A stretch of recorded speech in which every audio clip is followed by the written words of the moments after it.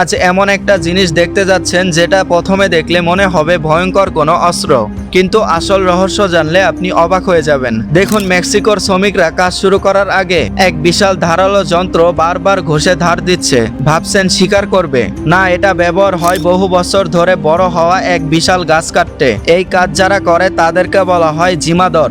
এক কোপেই তারা শক্ত মোটা পাতাগুলো কেটে ফেলে, আর মাঝখানে বেরিয়ে আসে বিশাল গোল একটা অংশ, দেখতে ঠিক আনারসের মতো। কিন্তু অবাক করার ব্যাপার হলো এই অংশটার ওজন 40 কেজিরও বেশি হতে পারে, আর ভেতরে জমা থাকে 6-7 বছরের মিষ্টি রস। মজার ব্যাপার, এক সময় এই অংশকে প্রায় ফেলে দেওয়া হতো। মানুষ ভাবতো এর কোনো দামই নেই, কিন্তু পরে এটাকেই ব্যাক করা, রস বের করা, গাজন আর পাতনের পর তৈরি হতে লাগলো বিশ্বজুড়ে বিখ্যাত পানীয় টেকিলা। মানে একসময় যেটা ছিল ফেলে দেওয়ার জিনিস, সেটাই আজ কোটি টাকার ব্যবসা।